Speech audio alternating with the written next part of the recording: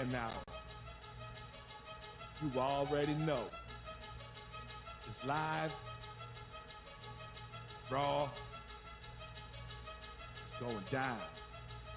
Like this. I'm going around and letting everybody know that they welcome to the show. It's the latest thing you ever seen, you already know. Let me introduce you to your host of the hour. It be Mike and Mike. Yeah, it's the man hour. Got the hottest plays, all the breaking news. Every rumor, every trade, every breaking bruise. Tighten up the screws. Yeah, it's going down. Have you saying what the fuck and never watered down? It's going down. I'll be rolling up. And if you buy it or you sell it, then you made the cut. Watch you flip it back. I can double up. I got sriracha for that ass, I'ma burn it up. Gotta check the rules, but know that it be fair foul. Rep throw the whistle, coach throw the towel.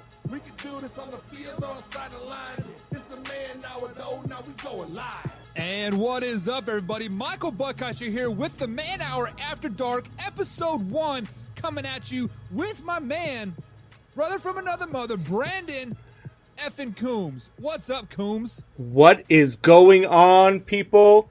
It is going to be lit tonight. I am going to yell at Buckeister a lot. You are not going to yell at me because you know I am always right, because LeBron is definitely better than Michael Jordan. You already established that. So, guys, if you are wondering what this Man Hour After Dark is, this is an extension of Triple Shot Sports, which Brandon Coombs is the host of Triple Shot Sports, and Mike and Mike Man Hour, which obviously I am the host of the Man Hour. And we've combined two gingers for After Dark to more live, raw, and uncut sports talk. So first things first, Brandon, tell the people about yourself. Where do you come from? What's your show all about? All that good stuff, man. Hey, so yeah, I mean, you catch us on Triple Shot Sports every Sunday, Tuesday, and Thursday. We are on there. We're about a lot of sports, about a lot of yelling at each other, jawing with one another, getting each other going, pushing buttons. I'm out of Chicago. I'm a big Chicago Cubs, Chicago Bears guy, as you can tell by the background and the shirt. No idea. But yeah, I mean, look, I am a passionate guy about sports, but I am more passionate about yelling at people about sports. So that's why I'm here, and that's what we're gonna do. Yeah, and obviously, guys, from the man hour here, we kind of really focus more about the NFL side of things. I'm a huge football fan, mainly a NFL fan, because college to me is really hard to follow, and because like things are consistently changing. Like you have new players every couple years, and it's really tough. But we do cover a little bit of college football as like as well. But the NFL side is definitely my passion on the things here, and I know a lot about the NFL because I'm a very, very smart individual, much smarter than Brandon Coombs, because obviously he's a Bears fan. Obviously he's not very, very smart. But speaking of football here, we have been blessed with this season of downs, right? We've had injuries, we've had teams sucking, and there's a very good possibility that there will be a team from the NFC East that is going to make the playoffs with a losing record.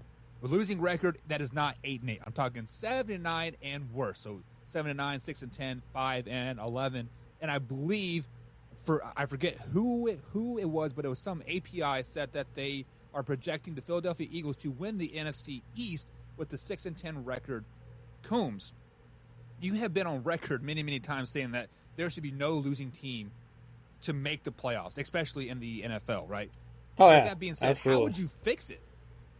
So it's almost like, it's almost like what baseball did this year, where they went with 8 teams, and you had your top 2 in the division and your 8. But you can't do that if you're trying to eliminate bad teams, because this year the NFC East, the winner of that division is going to be either 6-10 or 7-9. There's no way the Cowboys are going to go on a big run, especially now without Dak Prescott. Their season's hanging on a leg. See what I did there? But no, you can't. You're going to get those teams out there, and you can't do that. So what you do is you break it into AFC, NFC like you do now, but you just do top 8. You do like the NHL does. You go by points as opposed to divisions, or at least what they used to do. You just take your top 8, and that's what it should be. There's no way you're going to tell me that you're going to have let's say New Orleans Saints or Tampa Bay Buccaneers or one of those teams that's going to end up being like 11-5 or 12-4 and make the playoffs, and they're going to have to go on the road to Dallas or to Philadelphia and play in January when against a team that was 6-10 or 7-9. That's a joke. The NFL absolutely needs to fix it. It's absolutely a joke. That is not a joke. I mean, it is not their fault that they are in a division where just all the teams are below 500. But it is their fault that they don't win games. You're 6-10. It doesn't matter if your division's down or not. You're 6-10. So you're not only was your division down, but you couldn't even really beat them because you had 6 wins, or you took advantage of a weak division, and those were the only 6 games you won. You couldn't beat the rest of the league. So you've already proven that you don't belong in with the rest of the league. It's stupid. It is not stupid because we see teams year in and year out that are 11-5, and they are a wild card seed because they're in the same division as the Kansas City Chiefs, and they are a 12-4 team. So right. You see it. So I mean, there is it doesn't matter if your division is really good or really bad. As long as you win the division, you have every right to have a. So what about those teams? What about those teams that are left out in the cold who were 8-8 or 9-6, but they don't make it into the playoffs, even though they're 8-8, 9-6, and they're better than the every team in that division, and they get left out of the playoffs? It's not luck of the draw. It's the way that it's designed. It's a flaw in the system. That's not luck of the draw. It's a flaw. Well, this is a really an outlier because let's be honest, the Cowboys are an habitual 8-8 team. They are very rarely this bad moving forward. So I mean, and to be honest, in the 2020 season, I think they'll be perfectly fine. Anyways, they'll finish out the season 8-8, 9-7 because Andy Dalton is going to lead them to the promised land. But when you say they should do it like the NHL. So what is the point of the divisions then? I mean, what is the point of having all these rivalries of these divisions if you just want to? I'm fine if you don't go with divisions. Just break it into AFC and NFC. The baseball did it for how long? Baseball was just American League and National League, and what they did was they used to, before they expanded their playoffs, they just took the top 2 from you had the American League and National League. You had the top 2 teams in each league, and they would go at it in the championship series, then go to the World Series. And then he expanded it, and now they have what they have now. But you can't, especially in the NFL, where it's only a 16-game season, and you say that this means so much. That's why you keep it a short season, is because you want the regular season to mean something. Right. But then you want the regular season to mean something. You're going to let a 6-10 team go to the playoffs while a 9-7 or a 10-6 team sits at home. That's garbage. It is not garbage because when you win the division, you are proving that you are better than 3 other teams in your division. In your division, some 4. But hey, when you get to the division and you win it, you get to the playoffs and you have earned something. You have earned a division win. You definitely deserve a home playoff game. No ifs, ands, or buts about it. I mean, well, what you're saying, I see what you're saying. Yes, I mean, it's it sucks that the 7-9 Seahawks beat the 13-3 New Orleans Saints back in 2009 or whatever it was. That sucks. Yes, it is going to suck when the 6-10 Cowboys are a 4th seed in the NFC playoffs and they beat the Buccaneers in the first round as a 5th. It's not happening with Andy Dalton at the helm. It is. I mean, it is what it is. I mean, it is it sucks, but I do not like your top 8 teams from each D. They absolutely need to go that way, especially in the NFL. I understand it more in hockey and baseball where you have longer seasons, so sure you can control your destiny and all that. And if you win your division at 82-82 and you get in, that's one thing. But to be here at 16 games, you are still a 500 team. Yeah, but you're a 500 team. There's nobody in baseball is getting in under 500, and really, to be honest with you, nobody is getting in baseball at 500. That's just so. That's why in the NFL they need to absolutely just go to this. I mean, we're only 9.5 minutes into the Man Hour After Dark, and I am already smacking you down. Well, you see, this is really not a debate because I kind of agree with you one way or the other. Because Jameson, my man, a top fan here on the Mike and Mike Man Hour, says winning your division shouldn't guarantee you shit. Attaboy. I do disagree in a extent. Winning your division should get you into the playoffs one way or the other. Should it guarantee you a home game? No, but it should definitely get you into the playoffs. I mean, that's an even. I mean, just to give them a home game too is just another absolute debacle that the NFL is just dropping. The NFL plays 16 games. There is no reason why you can't split up to AFC and NFC. And I don't care if you have to go AFC and NFC and move some teams around. So if you have like the Baltimore Ravens, if it makes more sense to move them to the NFC and you split it East and West and keep the AFC out West and the NFC out East, find a line and do it, that's fine. But the NFL absolutely needs to go to its top 8 teams, because having 6 and 10 teams make the playoffs, while again 9 and 7 teams, 10 and 6 teams might be sitting at home, that you can't. That's garbage. That's absolute garbage. And if you're a fan of that 10 and 6 team and you're watching the Dallas Cowboys play on the first week of January, I mean, come on, man. How would you feel as the Kansas City Chiefs? Say the Kansas City Chiefs were back to mediocrity, okay, after losing to the Raiders. They might end up there, but that's a whole nother story. We'll talk about that later and how overrated Patty Mahomes is. But get out of here with that. If you had a 10 and 6 Chiefs team and the 6 and 10 Cowboys team makes the playoffs, how happy are you watching a wild card round? You know what? We have been there year in and like year out, because you consistently in the last 5 or 6 years you've seen AFC teams 11-5, 10-6 miss the playoffs when you have 8-8 NFC teams make the playoffs. So I mean, like, you can take all the 8 teams you want, but in theory, it should be the top 16 teams total in the whole NFL if you want to go that route. And if you were going that route, you might see 2 NFC teams in the playoffs year in and year out, because the AFC is so much better than the NFC. And Mike Reeves, man, I see your comment, buddy. As a Red Rocket yourself, how dare you speak to Andy like that? Look, I am not a Red Rocket. I am the Red Rocket, sir. You are the second fiddle to this Red Rocket. No.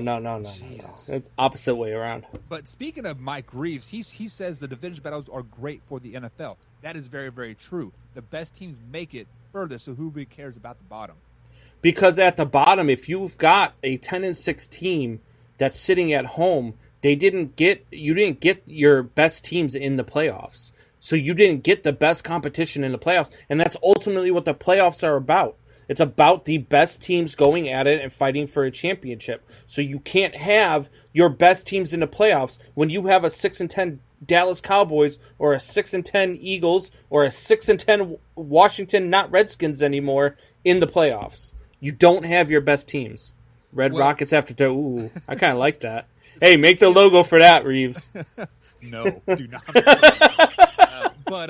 But see, that is what is so intriguing about the NFL.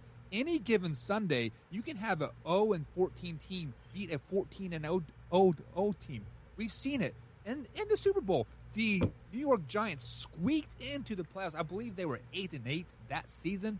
Right. They beat the 18-0 New England Patriots in the Super Bowl. We've also seen a 16 team beat a 1 seed in March Madness, but it doesn't mean that it's going to happen every year, and it doesn't mean that it's what needs to happen. It happens more time than not in the NFL. It is all about when the team is clicking at the right time. Then again, to that same extent, though, you've never seen a 16 team beat a 1 seed after the 16th seed was below 500, because 16 seeds don't get in to tournaments below 500. They don't even do it in college. I mean, teams okay. Well, if you want to go that route, you are 100% correct. 16 seeds don't, because they have to win their conference tournament. Normally, the teams that are below 500 are the 10, 11, 12 seeds. They don't do that either. You're wrong. They don't do that. Look at last year's March Madness bracket before it got canceled. I believe there were there were 7 below 500 teams or 500 teams in the NCAA. I'll look at that, but I don't believe that. I don't believe that at all. Look it up right now. I guarantee you. I'll look it up. There were many 11 and 12 teams. There were 10 and 13. I believe there was a team. I think they had 10 wins on the season, and they got hot at the right time. They won their conference tournament, and they got an automatic bid. So if you want to go that route, I mean, just clear off all mediocrity across all forms of the aspect. So if you are a 500 team on any sport, sorry, you can't have any postseason to turn and play. Whatsoever. So how about NFL goes to this then? If you want to go that route, how about you go NFL goes to this? You play 12 games and then you run a 4-game interdivision tournament to get into the damn playoffs. How about that? Say that again. I'm sorry. So you want interdivision interdivision playoff bracket to play into the playoffs. So you have to want win your division eliminate tournament. Divisions, but then you want to have an interdivision playoff game. Well, I mean, if you don't want to eliminate the divisions, I'm just proposing something else. If you want to keep the divisions. So what you're saying is they have a tournament for interdivision. So like a round robin, Yeah. they play each other twice, and the best team from the division makes it to the playoffs. Or you just go Exactly single what the elimination. NFL season is now, right? You can go single elimination. So you know? exactly what the NFL playoff system is now, right? No, it's not what the playoff system is right now. No, it's not. You win your division, you get into the playoffs. But it's not. That's not the same thing right now that I'm talking about with the interdivision playoff thing. You don't just play them to get into the playoffs. You play them. So in order for the Cowboys or the Eagles or even the not Redskins anymore, which they are still alive, and I could absolutely see Washington coming in and pulling out this division at 5-11 or even 4-12. Jesus Christ! Could you imagine? If we have a 4-12 division winner, I will lose my ever-loving mind. Listen, Coombs, I am with you on this 100%. Like I don't think a team below mediocrity should be able to make it into the playoffs. And if a 4-12, a 5-11 team makes it into the playoffs, I guarantee you, in the offseason, there's some type of realignment somehow, some way. Now, there should be. Now, how would they do that? I don't know. Like I do remember last summer in the CBA talks, they were talking about the top 8 teams from 8 division making it into the playoffs, but I don't like that either. I like the division aspect of the NFL. I like the rivalries that we have. We have the Packers versus the Vikings, the Lions versus the Bears. The Cowboys and the Eagles. Oh my! Yeah, me like you always have those big rivalry games, and like I think you have to keep the division simply for that sake. But I think you could still have the rivalries even if you're inter-conference because you're still going to have. Look at college football. You still have your conference rivals. I mean, granted, they have divisions, but you still have your rivalries. You still have college football has each conference broken down into 2 divisions, and then at the end they play a conference tournament. That's what they do, or a conference championship. I mean, so it's basically the same thing that I'm talking about now, but just in the pros, and I don't see a problem with it. I do think, obviously the college system is a totally different conversation. But I think the NFL needs to absolutely look at just having 2 conferences and your top 8. Hell, even if you want to make it your top 10.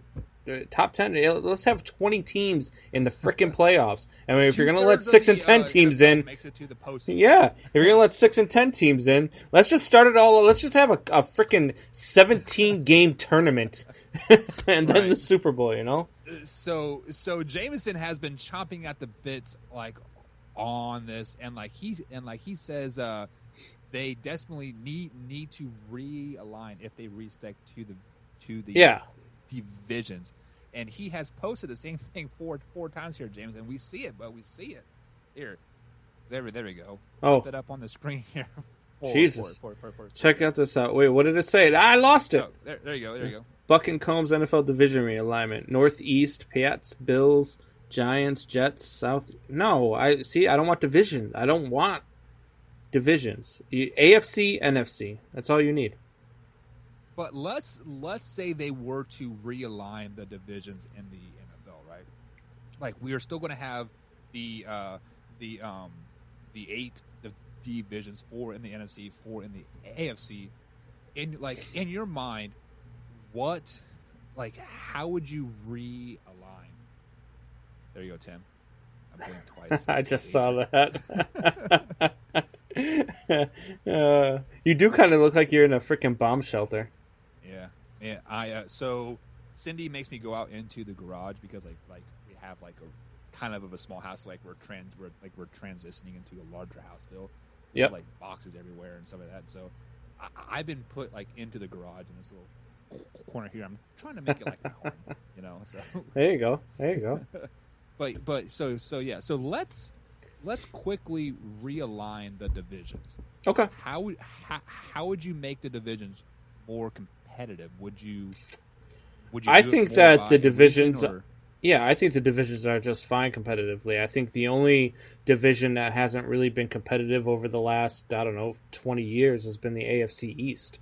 I think that out of every other division, nobody's really dominated, obviously, the way that the Patriots have dominated their division. Right. No other team has really done that. So I don't think that there's not competitive balance in divisions, because there is. But when you have years, and you have one every year where you have a division that has a down year, you can't allow you can't reward those divisions for bad play. You know, it's like, you're a dad, I'm a dad. If your son comes home with on his report cards, comes home with 2 D's and 3 F's on his report card, you taking him out for ice cream that night? Well, it depends if his well, if everybody else in the class has all F's, you're like, okay, well, you got 3 D's, so let's go. I mean, because that's what you're doing with these divisions. Right. So, I mean, like, the one thing I would like to see is, like, more of, like, a regionally sound division. Yeah. You know, because if you... Let's take the AFC West for example. You have the Chiefs, the Broncos, the Raiders, and the Chargers. Boy, the Raiders looked good yesterday. Yeah, they did. Yes, they are all technically in the West, but you are traveling from Kansas City to LA. I mean, like on a plane, you're looking at what, 7 hours, like 8-hour trip. I mean, it's just yep. ridiculous.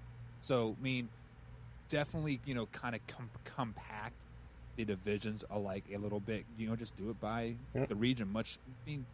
Pretty much what like Jameson said was spot on. So here in the NFC East, he had the Patriots, Bills, Giants, and Jets. I mean, they're all right there. It makes perfect sense. And then the South, he has the Falcons, Dolphins, Jaguars, and Bucks. Okay. And what if you did like soccer does? So soccer over, you know, overseas or whatever in Europe, they do the relegations. What if you took the bottom 2 from every division every year and made them play a side tournament next to the playoffs? So you have your playoff tournament and your lower seed, and have them play for the number 1 pick in the draft. Wouldn't that be fun? So you want to you call it the toilet bowl. You call it the toilet bowl. Yeah, but well, no, but then you're getting the best out of the worst, and they're competing for the number 1 pick. So instead of tanking, like you got all this, you know, tank for Trevor talk. Instead of tanking, now you got to win for Trevor. You know. Well, but I see what you're saying. But then the horrible teams are obviously going to get beat in the first round of that tournament, right? So not really. I mean, if you get the Giants and Jets, I mean, who like is that really? Do you look at? Man, who the hell's going to win? You know what I mean? Like, oh, that game's definitely going to get dominated. You get down to the bottom 2 in each division, unless you get like a division like the NFC South, where, I could see the Panthers, you know, being a clear favorite to win that tournament or something like that. Yeah. But I would like, or maybe even if you went to just the straight 8, like I'm talking about, go with straight 8 and then have the bottom, you know, 22 or whatever it is, or wait, 16, so 14. Have the bottom 14 teams play in the we call it the toilet bowl. Yeah, I see your thought process there, but you like it, don't you? You like it though. I don't like it. What? Yes, It's more football. What do you mean you don't like it? It is more football, but it is for a number 1 pick, and you want the worst team to have the number 1 pick in the end. Like, you don't want the best of the worst team to have the number 1 pick, right? Why not? Because that defeats the purpose of like. Do you really care if the Jets get better or not? I don't, but all right then. But like, okay, let's say it is like, say your Chicago Bears are in that toilet bowl, which they will be because they are complete trash, and like they lose in the first round, And so they get the 17th overall pick, and then they draft Long Beach State's kicker. Like, are you going to be happy about that? No. Because then you are in the same exact position next year as you were now, and then you lose in the first round again. You get the 17th pick again, and this time you all right. How about this then? Instead of the toilet bowl tournament, how about this? You go to actual relegation, and you send the Jets and the Giants back down to play college ball, and you bring up Alabama and LSU, and let them play. That would make perfect sense, but Alabama sucks and LSU sucks. Well, hey, I mean, Alabama's constantly better than the best NFL team, or worst NFL team, I should say. Really? Yeah, I think a couple years ago, I think they could have beat the Cleveland Browns for sure. I don't know, man. Like, you are still looking at college talent, 17, 18-year-old kids versus grown-ass men. So yeah, but a lot of these grown-ass men that are playing are only 2 or 3 years out of college. It's not like, it's not like you're sitting there. It's not like every team is comprised of 30-year-old talent. You're right. You got these guys. I mean, and some of these guys who are playing college ball are 22, 23 years old themselves. So I see what you're saying, but there's you can take the best Alabama team. Like, I don't know, I gotta watch Alabama football that much. But what year did they win the last national championship? Was it 2017? 2 years ago, 2018, I believe. Yeah. So let's say they take that 2018 team with Tua, like he was on there. Who else was on there? There's Tua. You had Ridley. You had right. I mean, they were stacked. Yeah, you take them and put them Judy. against the Cleveland Browns that same year. I think the Cleveland Browns win 9 out of 10. No way. 10 times. I don't see that at all. So let me ask you this: so you say that you got guys that are you got guys going up against grown men. Well, everybody believes that Trevor Lawrence is going to come into the league and he's going to start next year. So if you've got a guy like Trevor Lawrence coming in to start next year, so he's ready for the NFL. So let's see it. Yeah, but he might be ready for the NFL, but the rest of the players around him are not ready for the NFL. Tell me you wouldn't like to see that, though. I mean, relegation, or even if you're going to go to relegation, have them make them play the best at the two teams from the college championship playoff. Have them play the top 2 teams in that playoff, and if they can beat them, then they stay in the NFL, and if they don't, then you gotta, I don't know, you gotta sit out a year or something. Well, I wouldn't mind seeing the Jets sit out a couple of years, or the Washington Redskins anymore. So we did this in professional paintball, meaning like, of course, there's 4 divisions. So there's professional paintball. Yeah, I did it for like 9 years. It was actually a lot of fun. I got to travel the world, meet a lot of weird people, and listen to a lot of dumb stuff. Is that how you got the stutter? You got pelted with paintballs? Actually, I was deep. No. Cut the line right there. No. But in paintball, they had that rule at the end of each season. The 2 bottom teams from the professional drop down to Division 1. Top 2 teams in Division 1 jump up to the pros, and so on and so forth. Now the XFL is, they're making, the XFL is the next greatest thing, yada yada yada. Hey, Dwayne Johnson at the helm. It's not going to be horrible. I can tell you that. Well, I mean, that man's not going to put his name on it if it's going to be awful. Yeah, I mean, you are 100% correct. Like on that, like he is going to put all of his money into it and probably lose it. But but if you really want to do that, why not take a league like the XFL and play it on Saturdays in the middle of football season, and then at the end of the year have the best 2 teams from the XFL drop, that type of thing. I mean, I'm all for it, and that's the thing too. I mean, that's a perfect partnership for The Rock because he went in with his ex-wife, and she gets alimony, so she ain't gonna let him lose all his money. So they're gonna work their asses off, and they're gonna make that thing work. Right. Yeah, but yeah, the problem with the NFL is like there's so much parity now still. Yeah, I mean, like, yeah, even like, so let's be in agreement here in 2020. The Jets or the Giants are the worst team. Who do you think is is worse? You got the Jets. You got the Giants. So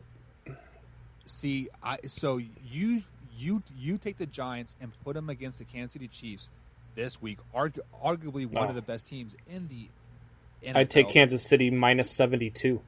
That's a lie, because we saw that the Kansas City Chiefs always play down to the competition. Yeah, they do.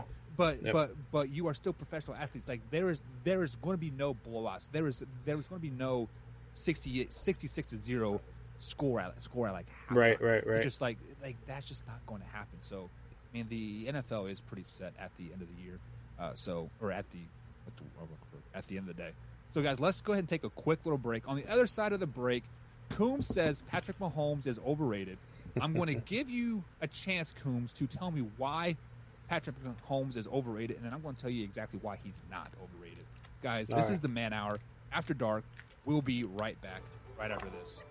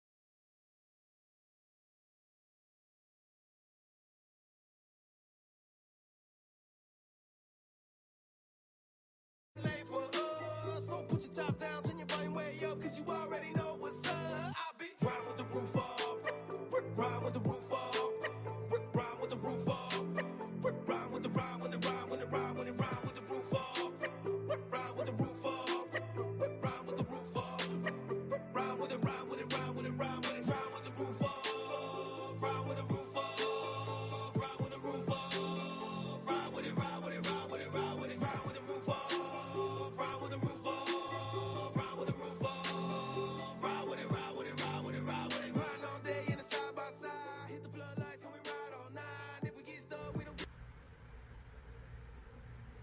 Welcome back to the Man Hour.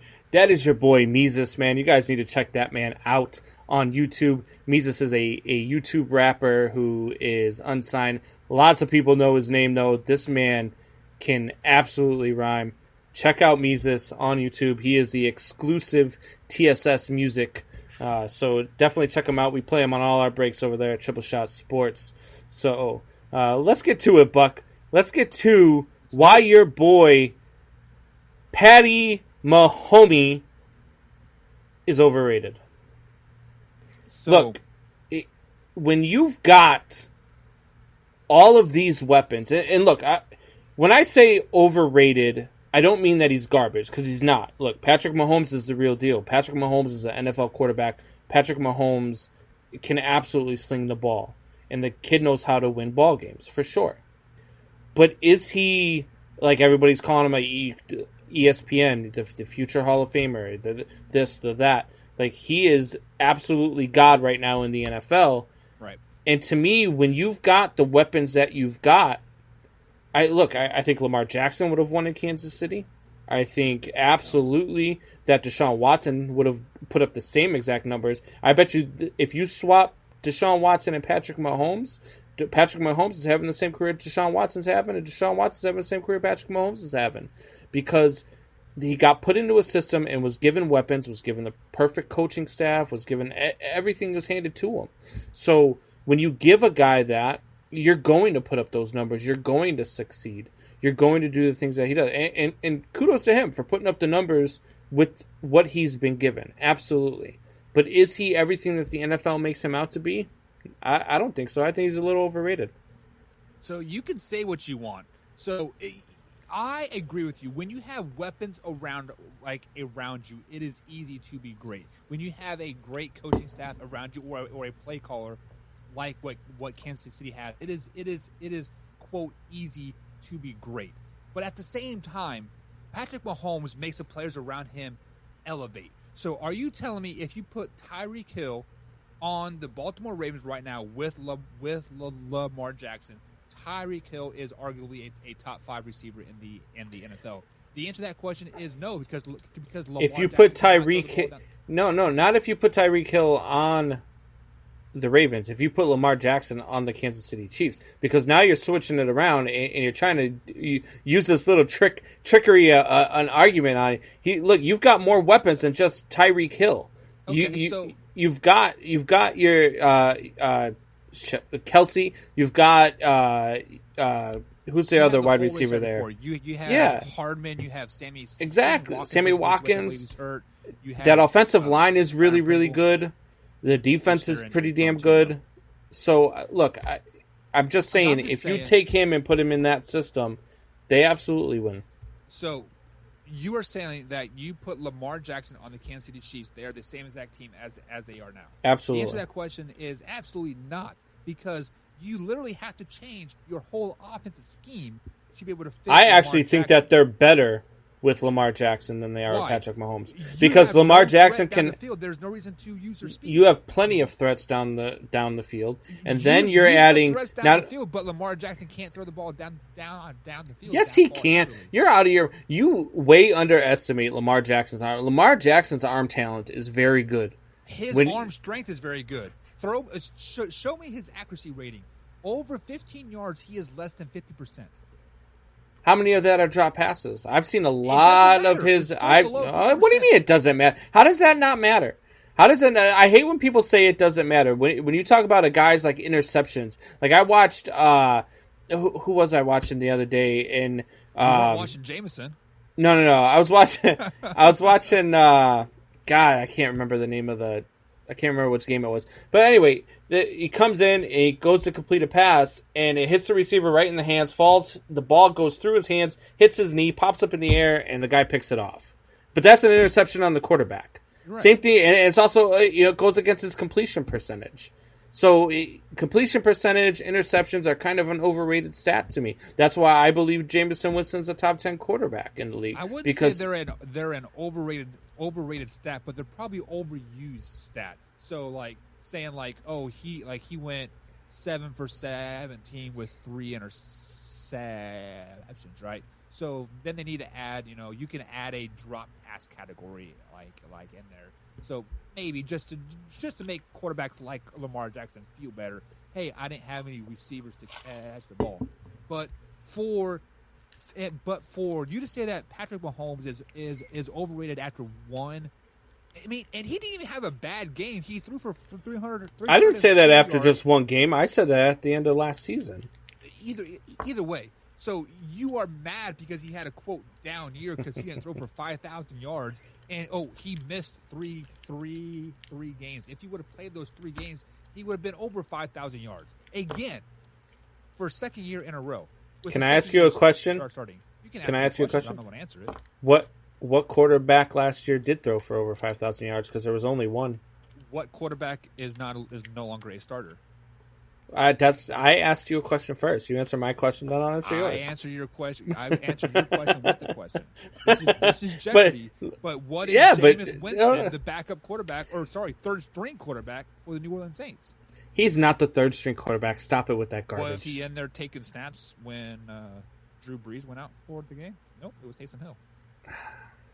Stop it. So to me, when a starter goes back and a player comes in, normally that's a Taysom Hill is a gimmick. Is a gimmick guy. He's not a quarterback. Gimmick, but he has more snaps this year than Jameis Winston at the quarterback position. Okay. All right. You'll be eating crow. You'll be eating crow next year when Jameis Winston is leading the Saints to the Super Bowl. I mean, I eat crow every day, anyways, because the Falcons are so fucking horrible. But I cannot. So let me clarify here. So I do not agree with the media or whoever is putting Patrick Mahomes on this pedestal, right? So that is why I am such a Lamar Jackson hater, is because he put himself up on this pedestal saying, I am the greatest. I'm going to lead the Ravens to the Super Bowl. I'm going to do this, this, and this. He didn't put himself on that pedestal. He got drafted. Patrick Mahomes did not put himself up on this pedestal. The media did. The people watching the football games did, because they see true talent in this kid. So because the kid had confidence, you're holding that against him? Yeah, because he had confidence, and then what did he do? He got overlooked in the draft. Nobody even knew. I didn't know who the hell Lamar Jackson was until he came out and started doing what he did with the Ravens. But he had confidence. He had confidence in himself. He had confidence in his abilities, and then he came out and he proved it. What has he proved? That he come on, why? Because he lost the playoff game. You're all over him. Now, had he won that playoff game, you wouldn't have a freaking argument. But okay. So all right. So Peyton Manning was a great regular season quarterback. The best regular season quarterback, right? Yeah. I don't know about that, but he couldn't win in. Caught you there, didn't I? He couldn't really win in the playoffs. He couldn't get it done. He couldn't get past Tom Brady. And then you look at guys like look at Aaron Rodgers. Look at Brett Favre. These great Green Bay quarterbacks, so damn good, Hall of Fame quarterbacks. Each one of them has only won once. You are right there, but they've also won once, right? Therefore, that means he's only in his third year in the league. So because he hasn't won a Super Bowl, you're going to get him because he's his third year in the league, and Pat Mahomes set the world on fire last year. He was how many times was he down last year and came back and won? So you're saying that he set the world on fire, but he's overrated? Come on now, he is overrated. But he set the world on fire, though. Yeah, but he's overrated. So are you.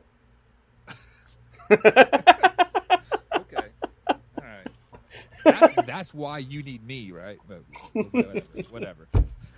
But I mean, what am I trying to say here? Let me collect my thoughts and just you know.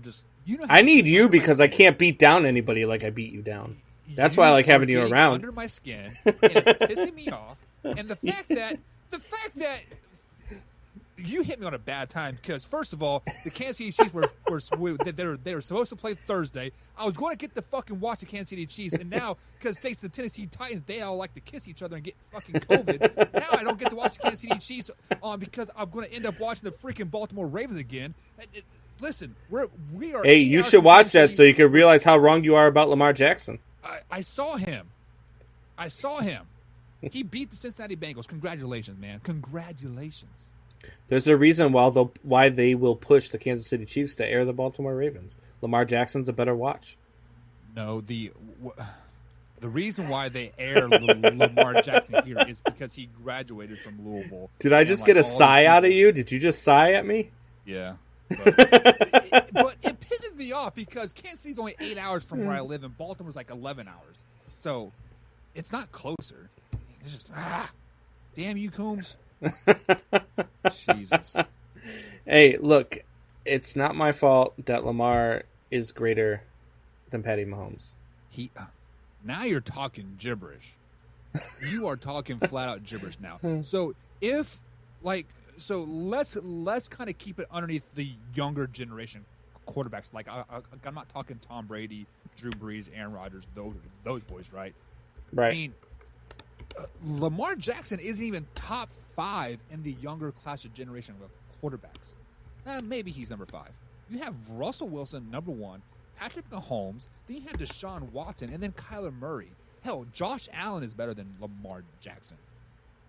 And you cannot type that. Get out of here with that, little cheater. So tell me, if you put Lamar Jackson on the Houston Texans, does he make them better right now? I don't think anybody could have made them better because I believe Deshaun Watson. Out of those three, I still believe it, and I believed it at the draft, even when the freaking Bears pissed me off that night in the draft. Deshaun Watson was the best quarterback in that draft, and he's still the best quarterback in that draft. So you're saying that Deshaun Watson is better than Patrick Mahomes and Mitchell Trubisky? Yes. Dude, I'm better than Mitchell Trubisky. That's a damn lie. You must be at least 6 foot tall to even That seed that you emptied into a napkin earlier is better than Mitchell Trubisky. It was a wet wipe. But we'll get that. We'll get past that. But I do think Deshaun Watson is pretty good. I think he is. We were talking about overrated. I think he is underrated. People don't realize how shitty the Houston Texans are. You put any other quarterback on the Houston Texans right now, they would have not went to the playoffs last year. They would have not went to the playoffs the year before that. They are a complete dumpster fire without Deshaun Watson. Absolutely. 100%. He is completely overrated. And Jameson says Taysom Hill is a joke. Why is he a joke? I mean, Coombs, you don't really like Taysom Hill, right? No, Taysom Hill is overrated. He's a gimmick guy. That's what he does. So no, look, Taysom Hill is a guy. If you need to run a quarterback sneak or anything like that, it is, I mean, it's just we're gonna have a battle here. and you put it backwards, by the way. I did it on purpose. Since we are on the all ALLACCESS network here. Yeah. That thing. That one. That's the network we're on. Yeah. The All Access Sports Network. All Access Sports Network. AllAccessSportsNetwork.com. Hey, look, check us out on allaccessportsnetwork.com. Check out the TSS Facebook page. Check out the Man Hour Facebook page. Check out the YouTube pages, most importantly, and click subscribe. The Triple Shot Sports Podcast. We are so close to 100. We've been trying to get to 100 for a while. So close to 100 subscribers. I think when I last looked at it, we were at like 87. So let's get to 100 so we get that URL going so we're easier to find on YouTube, please. There we go, guys. Man Hour After Dark every Monday through Thursday, 10 p.m. East Coast time, 9 p.m. Central, 8 p.m. Mountain, 7 p.m. What's that? West Coast time? That would put 5 o'clock Hawaiian, right? Something like that, yeah. So whatever, guys. See you tomorrow. We have special guests on tomorrow. Possibly a Ohio State commit from the FC. We'll be right. I got you that flustered? Yeah, fuck you.